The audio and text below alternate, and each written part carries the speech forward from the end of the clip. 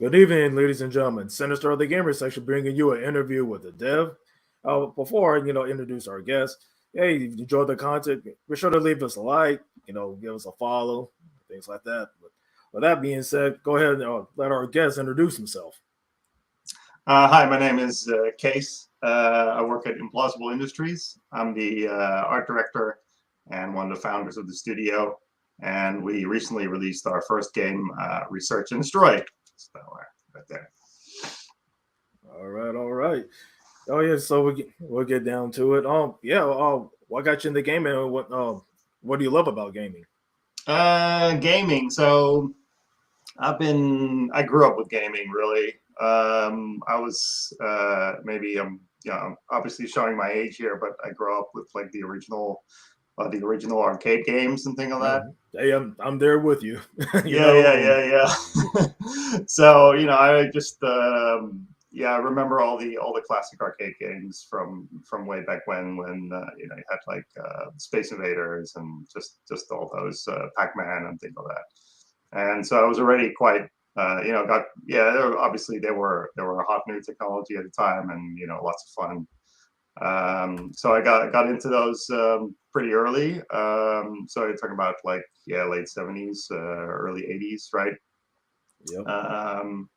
When we were growing up, we got like the sort of there was something called the it was similar to like the Atari 2600, which a lot of people in America grew up with. Yeah.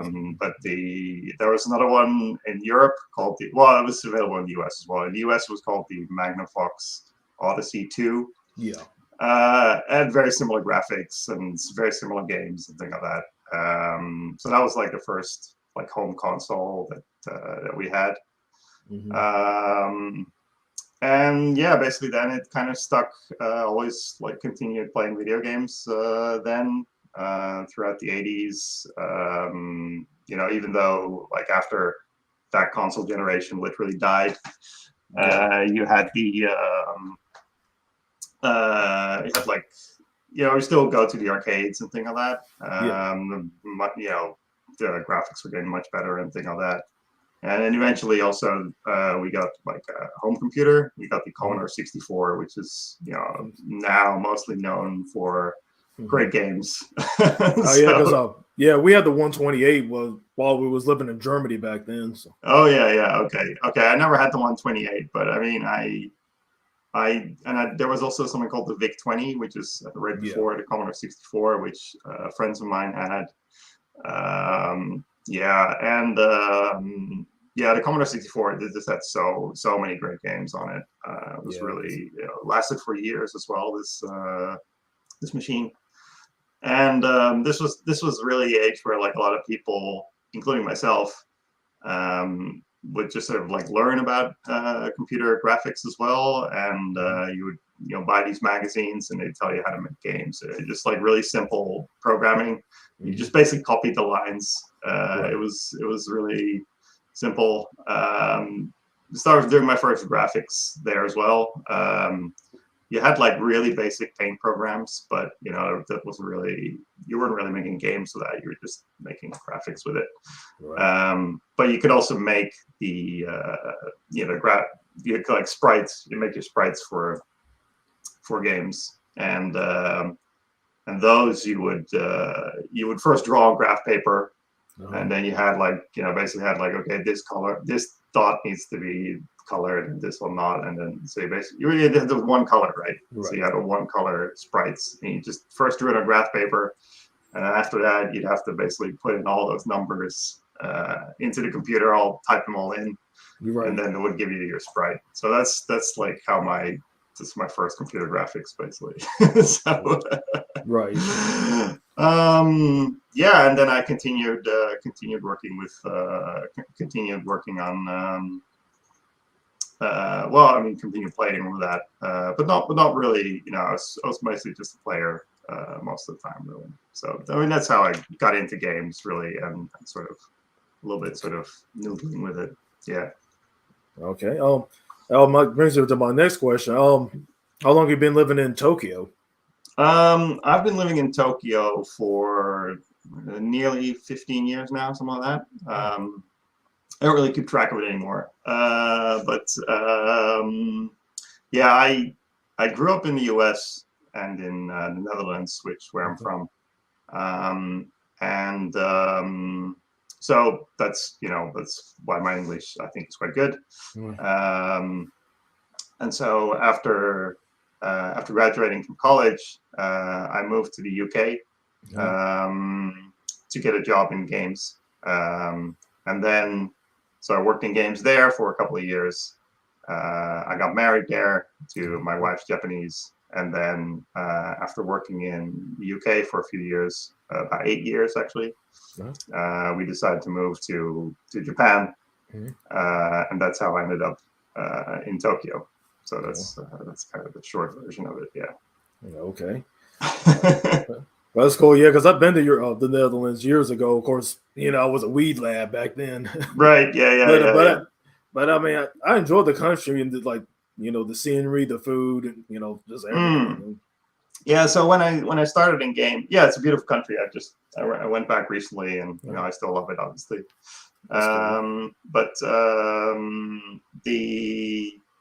So basically, when I wanted to get into games, I'd learned about video games. You can actually make money in it, right? That was kind of this epiphany I had at one point. While I was studying architecture in the Netherlands, and I came across this ad in a magazine. It was a video game magazine, and it was for LucasArts, right? And back then, LucasArts was making all these great both point-and-click games and the early Star Wars games and things like that. And I think they were working on Dark Forces at the time, which was already kind of being hyped and things like that. And that was kind of like a Doom engine type graphics, like quasi 3D and things like that. And so the advertisement for that was the requirements for the job to become an artist there were basically a complete match of what my skills were, which were like drawing skills, and also the 3D software that I was using in architecture.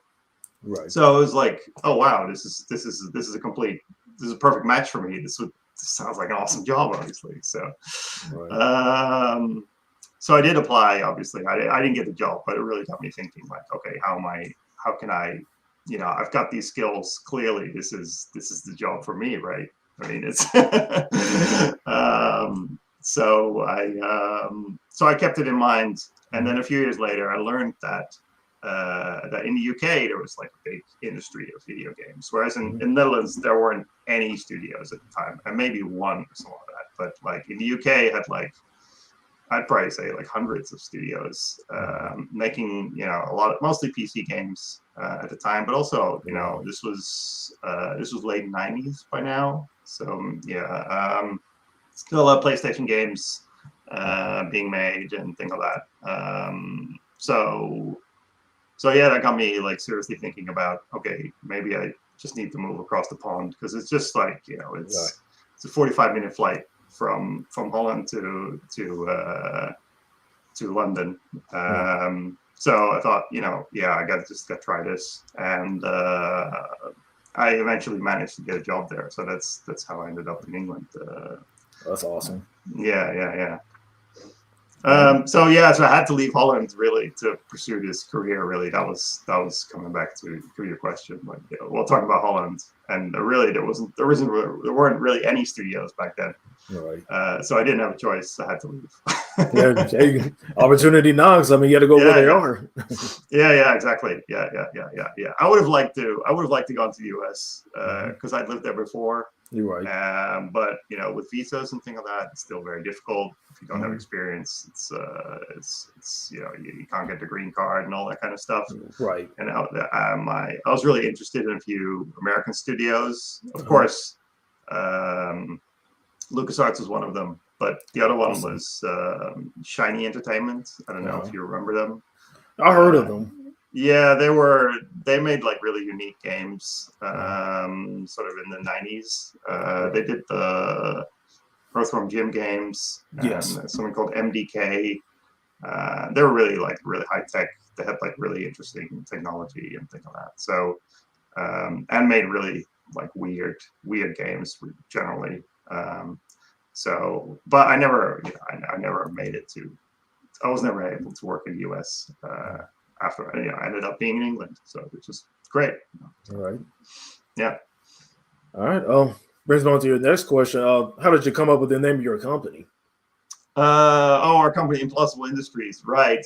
Well, it was basically just a brainstorm that me and my colleagues. So I started this company. We started this company. Is it like 9 years ago? Here in Tokyo, with basically all colleagues of mine from. We were working at another studio. Sorry. We were working at Grasshopper Manufacturer, and we decided to leave pretty much all at the same time. And we wanted to basically pursue our own games. And yeah, the idea was just came out of a brainstorm, really. One of my colleagues, our programmer Daniel, came up with it, and we thought, yeah, it's kind of wacky. We like it. It's implausible is actually a word that most Japanese people have never heard of. So, so they think it's like, is it impossible? It's like, no, it's not impossible. It's implausible. So, but yeah, but it's kind of, yeah, we thought it's kind of humorous, humorous title, but yeah, so that's how we came up with it. Really, it's just a brainstorm. Yeah. All right. Oh yeah, like speaking of your team, like how many are there? Like, so right now our team is actually only 3 of us. So it's me just doing art. Then we have Chris, who's basically like he wears lots of different hats, so to speak. He does our like level design. He does our like a lot of visual scripting, so like enemy behavior and weapon designs and all these kind of things. He does particle effects. He does audio, and he probably does like 5 other things that I haven't even mentioned. And then we have Daniel, who is our programmer extraordinaire. Basically gameplay programmer, but also everything that needs to be done on the back end. He does all of that. So yeah, we're a really tiny team. But we still, having our experience making 3D games and things like that, I don't think it really shows that our team is really small, but it is. Right. But we do use like either temporary hires or outsourcers to make our first game. We used, we had like, for example, we have an animator in our studio for about 15 months. And then sometime after, well, we had another animator also worked on it. We had a programmer for a few months helping us out. And then we outsourced some of the like character artwork and some of the sort of what you call hero assets in the game. We sort of outsourced those to basically some friends, but yeah. So we it's all about money in the end. You just gotta make a game in budget, and so having fewer people to pay makes you able to do more yourself. It takes longer. It takes a lot longer that way, but yeah, I mean that's what it is, and we'd love to grow the studio, but at the moment this is all we can do. So yeah. I know, because you have to be smart with your money, and at the same time, you have to spend the money to make it, because I mean, because I know, because the people that you have there, they're great at certain areas, so that's like, hey, we need help with the animation, we need help with the programming, things like that. Yeah, we kind of thought like, okay, we thought when we started this game, we didn't actually have an animator, so we thought, how are we gonna do this? Well, I mean, we just had the idea, we want to make this game, right? And we thought, we'll get some funding, and then we hire and then we'll hire animators and things like that. And it didn't really, I mean, it just took a long time. I mean, it worked out in the end, but I mean, it took a lot longer than we'd hoped, and we didn't quite get the budget for that we had originally planned. Although, kind of in the end, we did get it, but it just got like, it came much later than we'd hoped. So it's kind of like a really long and complicated story, but in the end we got there with just with just this basic team and then people helping out. So so it can be done, you know. But that's the just gotta keep working at it, and yeah, eventually you get there. So. Yeah, belongs to the grind. Mm.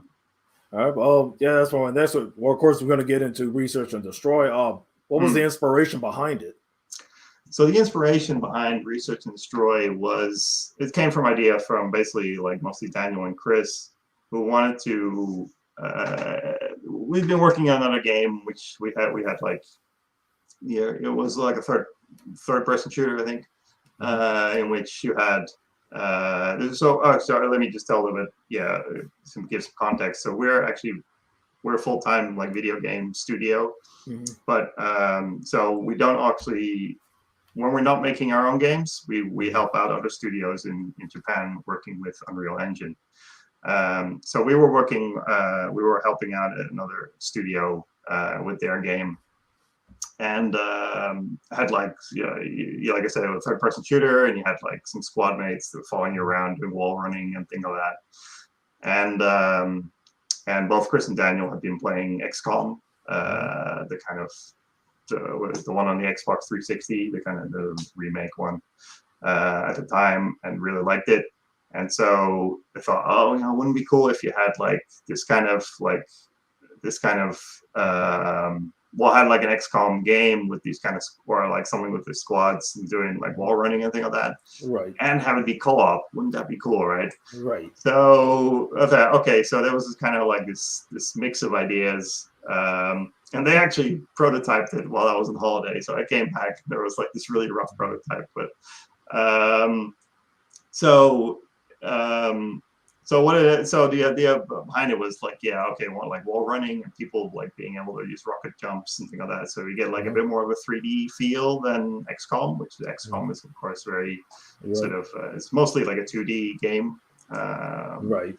But we immediately discovered like, oh, hang on, this is gonna be a problem with well, as soon as we started playing it, it's like, oh, we got a problem here, because like if you want to do co-op and you're doing it at the same time, in XCOM, you tell your character, okay, you tell your unit, you go here, and then you tell them to attack or something like that, right? And then if you got two people saying, oh, you go here, and another person says, you go here, it goes to the same spot, but what happens then, right? They can't get the same cover or whatever. So it was like, oh, okay, that's gotta be a problem. Or when you're like shooting somewhere and someone runs in front of you or whatever, or you're just people like butting into each other, which is kind of funny, but so then we thought, okay, well, what if we let the player actually control the character themselves? And so it's just, let's just treat it a little bit more like a third-person shooter, where the player can, just take control of your character and walk. You have to do it yourself, rather than telling your unit just go there. You do it yourself, which is actually more interactive and more immersive, right? And then we started thinking, oh, well, actually, hang on, why do we need all this like movement points and action points? Why in these games you have to first go somewhere before you can, and then you can only do one thing, right? Or you can move like one step and then do something, or you can do 8 steps, but you can't do one step, do something, and then take another few steps, right? So there's all these kind of things like, oh, why don't we change that? And why can't we just change that? And so we did. So we thought, okay, let's give the player, each unit gets like a few seconds of time. So what we ended up with, we tried a few different things, but we ended up with having like, so the player has 3 units, and each unit gets 8 seconds of time. Right. But rather than, so that time only counts down when you're actually doing something.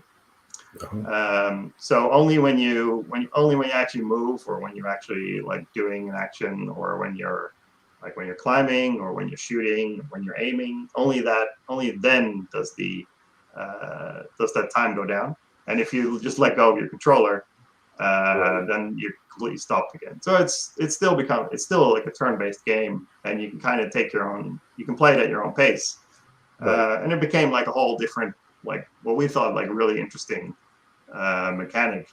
And so yeah, that's how we sort of came up with it and sort of expanded on it as you know, as we just discovered this kind of new mechanic, and we called it turn-based action. So it's kind of a mix of turn-based and action.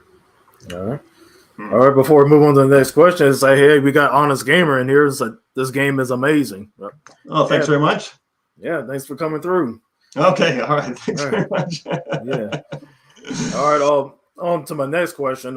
Since you mentioned Unreal Engine, was that the engine that you used for this game? And what was the reason, if you did use Unreal Engine, why did you feel to use this one? Well, just basically we all have experience, lots of experience using Unreal Engine. So that was like the tools we're most comfortable with. I've been using Unreal Engine since like version 2. I did a first-person shooter back in England. Yeah, it took years. Didn't sell very well, but yeah, it was like, you know, a good experience. Then when I moved to Japan, this first studio I worked on, the second game at the first studio where I worked at was also Unreal Engine, and this was also the project that my 2 colleagues came on board. So Chris already had also Unreal Engine experience. This was Unreal Engine 3 by then. So we made at the studio, we were working at Grasshopper Manufacturer, which was made like No More Heroes and things like that, a bunch of other games. So we worked on those. Yeah, they worked on Lollipop Chainsaw, which is also Unreal Engine 3. Awesome. Yeah, so it's just basically having the experience of so much Unreal Engine. We knew people at Epic Games in Japan. So we got Unreal Engine for like a few months, I think, before it became like, you know, free to the public. So we kind of had like well, I guess you could say we have early access to it. So yeah, we already knew, like, right from the beginning, we were going to do Unreal Engine games, just because we had so much experience with it, and we're comfortable with the tools, and we know what it could do and things like that. When we set out to make this game, we didn't. Well, we did think about like doing multi-platform. We did think about doing it like console game. When we first came up with it, we didn't think about like putting it on Switch or something like that. But in the end, you know, it was a great choice. I mean, it almost always is. You can make so many different kind of games on Unreal Engine. So yeah, so it was. I mean, just being able to, in the end, we released it on 7 platforms, which is insane. Yeah. But being able to do it all with just one engine and one tool set is obviously fantastic. So yeah. So that was a good choice. Yeah. All right. Of course, expand about Research to Destroy. Where does the setting take place? So the setting, it takes place in this kind of well, you can kind of tell from the graphics that it's sort of like a cartoony. It's very inspired by sort of 70s, 80s sort of TV Saturday morning cartoons and things like that. Oh yeah, the old school animes. Yeah, that's right. Like and like original. So the setting is, we kind of say like, okay, well, people just, it's a little bit like, you know, the movie Idiocracy. Like, people just got really stupid and stopped listening to science and stopped believing in science. And as a result, somehow, as people stopped believing in science, like, supernatural actually became real again. So supernaturals took over really quickly, and they pretty much killed all the humans. But, you know, a few scientists that went underground. And it's a kind of like, the game starts out a little bit like Fallout game, in which you come back after the apocalypse. But actually, you know, all the supernatural creatures are living on peace. They've killed all the humans, but they're living on peace on Earth. And you know, you come back bringing war. So are you the good guy? I'm not sure, but yeah, I mean, you basically take back Earth from the from the supernatural threat and find out a little bit where they came from, things like that. Right. It's not really a very story heavy game. We worked on like a lot of story games with like heavy cutscenes and things like that, and we just kind of knew like, okay, doing these things, it just like it takes a lot of time, it takes a lot of effort, and it's like we would just want to make the game more about the gameplay, and we didn't think it was like the story is that important for the game. I mean, just like XCOM, really, it's not really that important.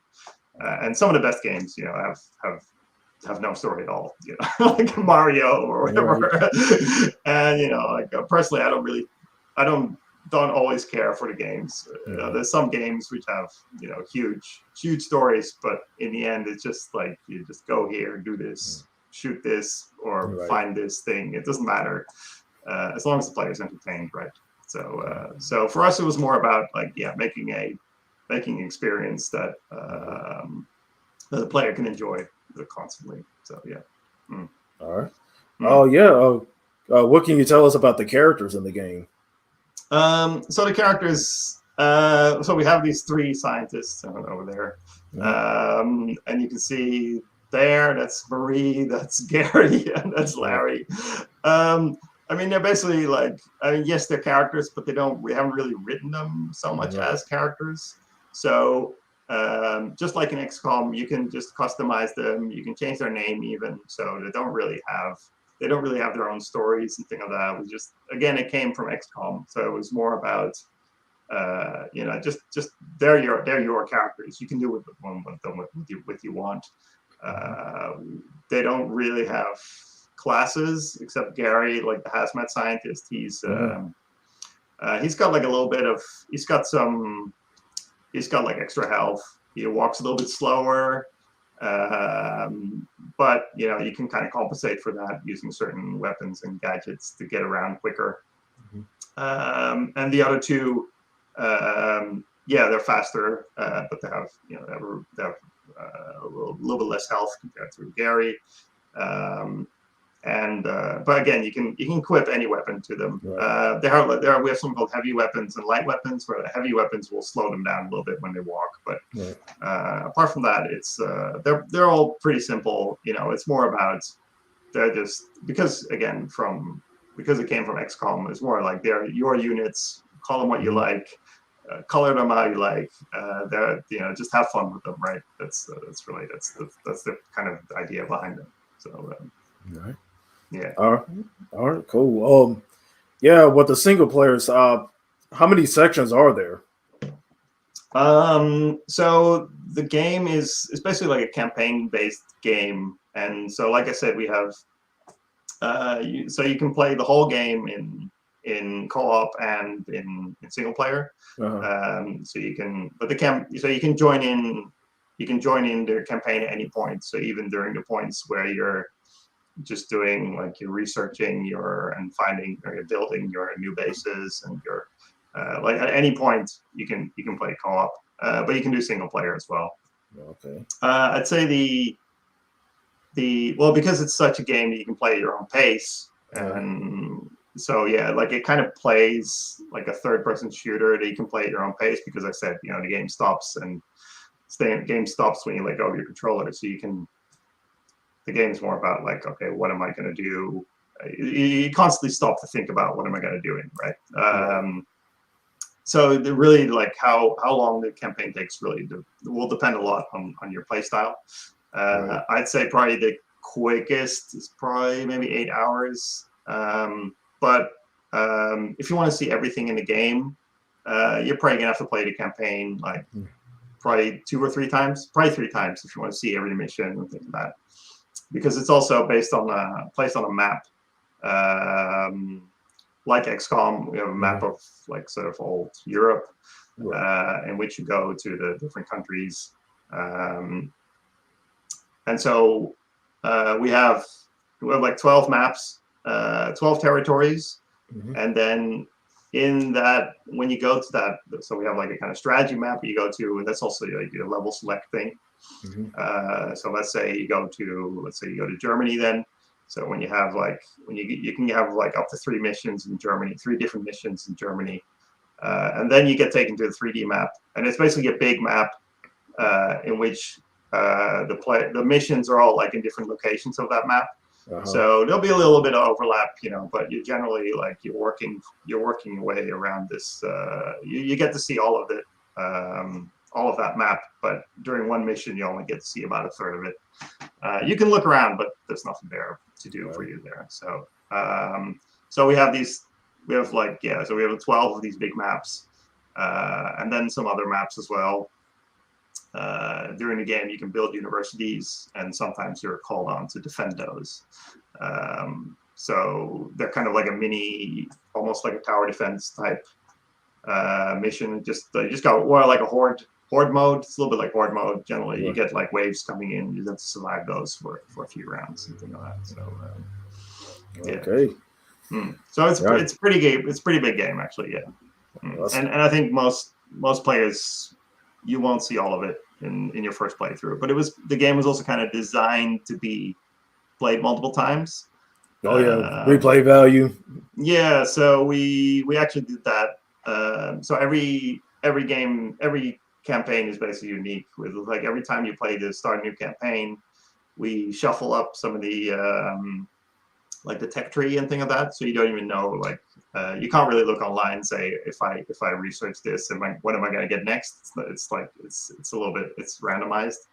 The enemy strongholds will be on different locations on the will be in different locations on the strategy map. So so each time, and even your starting loadout will be different. So yeah, we're kind of, there's also, we have upgrades, like the weapons and gadgets have upgrades. And so when you pick one, you can't pick the other one. So you have A, B, but we have like weapons well, you can pick three upgrades from 6. So again, right there, there's 3 of upgrades. When you play and you fully upgrade your weapon, there's 3 you haven't seen yet, 3 upgrades you haven't seen yet. So so there's a lot to discover. There's a lot of depth to it, actually. So, yeah. All right. Oh, well, we got a question on here. Honest Gamer is asking, it's like, what games have you worked on before this game? Well, I worked on lots of games, like I said. I think everything from mobile. For the very first game I worked on was like Lego PC games. So I worked on Lego Loco. That was the very first professional game I worked on. I worked on Lego Stunt Rally. I worked on the FIFA World Cup 2002 World Cup. Yeah, I worked on the some of the player like faces and things like that.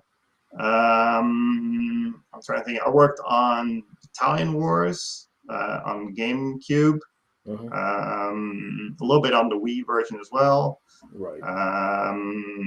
Worked on No More Heroes. I worked on Shadows. So I was working at Grasshopper Manufacturer for about 6 years. So I worked on No More Heroes, Shadows of the Damned, and Killer is Dead. We worked on a bunch of different games for like different studios. When we started our own company, like I said, we help out other studios in Japan. So we worked on Devil's Third, and quite impressive.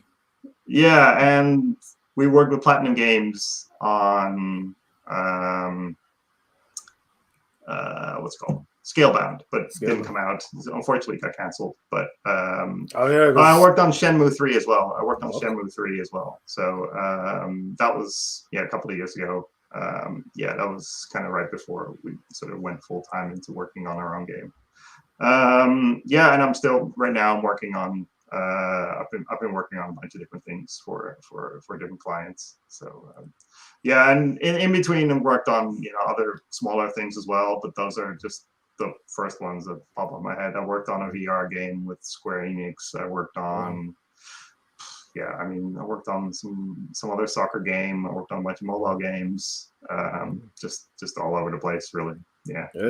So like you work with the big leagues, like some of the heavy hitters. Yeah. No, it's really cool. I mean, it's quite cool actually sometimes to work with some of these like really famous people. Working on Shenmue was actually a really interesting experience. Right. Yeah, I mean, Yu Suzuki was great to work with. Was really nice guy, and you know, really, so I say, on the ball about his game and thing on that. So yeah, really dedicated. So yeah, it was really nice. So it was really cool to work with him. So. Yeah, because with Scalebound, yeah, because I mean, I probably like been one of many who was looking forward to it. But who did you work close to, like during the time you was working on Scalebound before it got canceled? Well, we weren't really working that closely with the directors, so we were just kind of more hired to do like more technical stuff. But in some of the trailers that you see, like I worked on, you see like when the dragon flies around and you see like the grass moving and things like that. I did stuff like that. That's cool. I was mostly kind of doing like sort of effects related artwork. So I think there's some waterfalls and things like that. So yeah, that kind of stuff. So yeah, and then we did all. I mean, like I said, because we were canceled, there's a whole bunch of things we never got shown, unfortunately. But, yeah. All right. Yeah. Back to Research and Destroy. Do you ever plan on doing like dropping DLC or expansions for it, just to, you know, it's probably not going to happen, but we are open to it. Like if the game sells well enough, then I think we will. But right now it's not really like it's still like pretty much unknown, unfortunately. So I mean, selling, but not, you know, not so much that like, oh, you know, like we've got a huge fan base, we got to keep them happy. We have the game already has some DLC. We did some. So our publisher, Japanese publisher, Spike Chunsoft, and they're kind of known for like anime games and things like that. So we did a bunch of like DLC costumes that they wanted, which were kind of fun to do. Although I'm not really that familiar with the anime, so, or with the games and anime, I guess. I'm not that familiar with it, but yeah, they were kind of fun to do. So I don't really know exactly what what's ahead for the game. I think we're going to start like a new game soon, really. This game was just a huge challenge for us. So as much as we'd like to continue or do a sequel or thing like that, it probably won't happen. But you know, I never say never, right? So yeah. We are working. We're very close to releasing an update for the game. The update's more just like bug fixes and quality of life, and just a few features that people have requested, players have requested. So one of the big feedback we got was that you couldn't really play the game co-op from the very beginning, which will be possible from the once the update drops. Which, you know, will probably be like maybe late August, or so yeah, like next week or the week after. So it's basically done. We just need to get it all ready to ship out. But then yeah, and it's got a whole bunch of improvements, like slightly better like camera system and network improvements. Adding PlayStation 4, PlayStation 5 crossplay, so a whole bunch of stuff that, you know, we just like, yeah, we'll make the game better. So yeah. All right. Or just to follow this up, why should people play this game? Well, I think if people have been watching this, then you may have already picked up that it's quite a really unique game, and I think that's the thing I'm the most proud of, is that it's like a really unique mixture of genres. If you've never played like a turn-based strategy before, but you only play first-person shooters, then this will be like kind of this could be a cool introduction to the genre. Same goes the other way around. If you only play turn-based games and you're afraid of third-person shooters because they're too fast or whatever, or then this could also be for you, because it's just, again, it's a really unique take.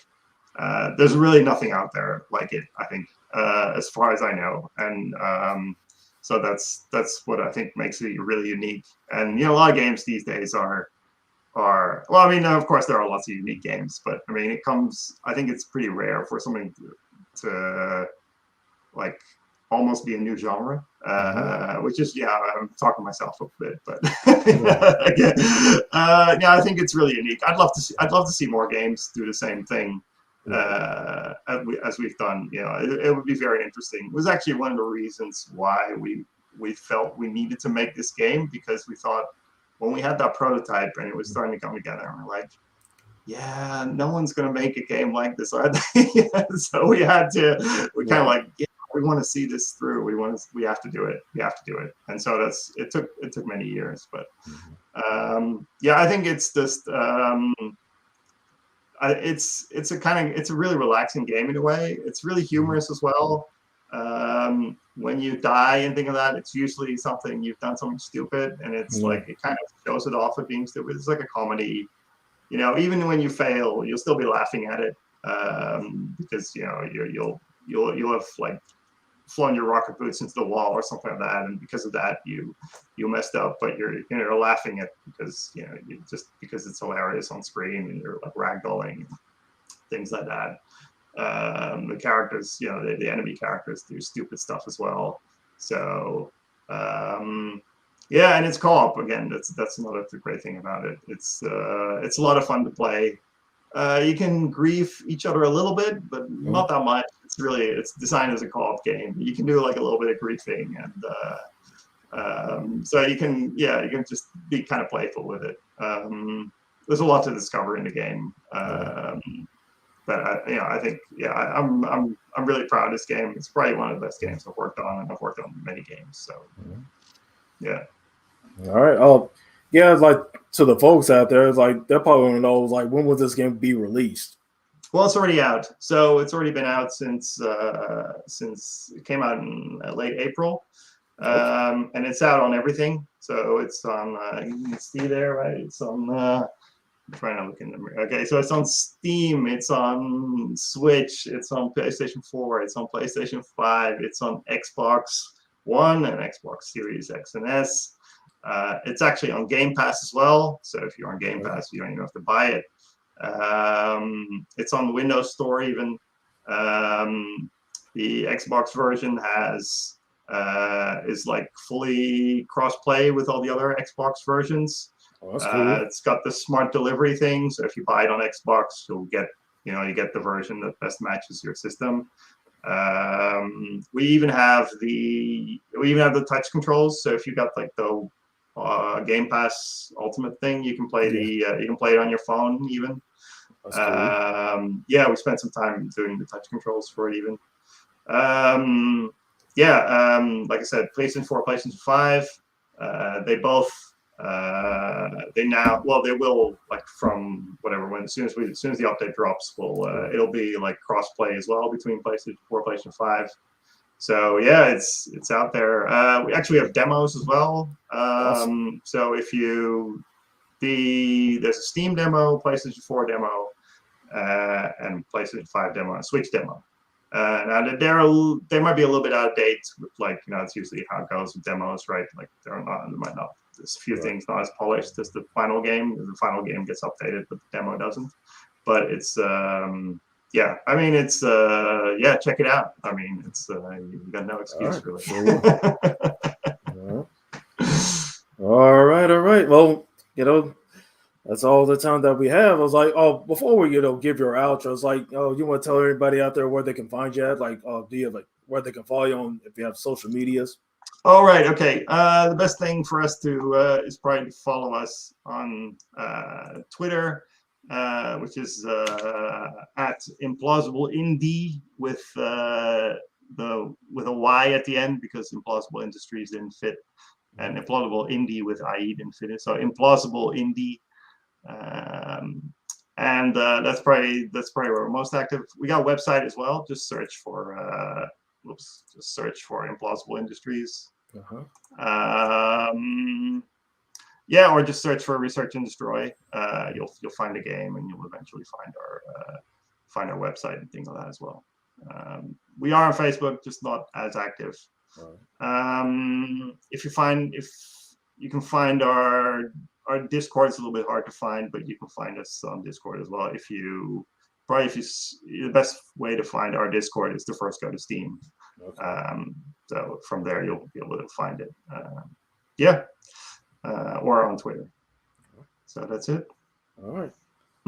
Yeah. Anyone else who wants to anyone else who wants to ask questions? Of course, we're the developers ourselves are in the Discord, so we're happy to chat about the game and answer any questions. All right. Well, folks, that concludes another interview with the dev. Of course, I'm your host, Sinister. You can also follow me on my social media. I'm also on Twitter, Country19, which you see on the screen. I'm also on Instagram at Sinister1019. And this concludes the show. Hope y'all have enjoyed your day, your evening, where you're at in the world. And that, enjoy your day, y'all. Thanks. Goodbye. See you.